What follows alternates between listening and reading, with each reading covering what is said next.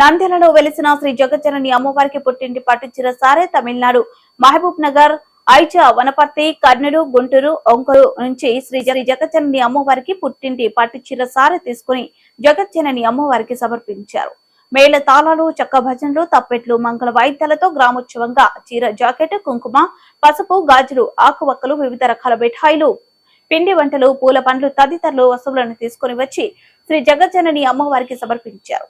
ఈ సందర్భంగా వారు మాట్లాడుతూ ఆషాఢ మాసం సందర్భంగా జగజ్జనని అమ్మవారికి పుట్టింటి పట్టు చీర తీసుకురావడం జరిగిందని, అమ్మవారి ఆశీస్సులు ఉండాలని కోరారు.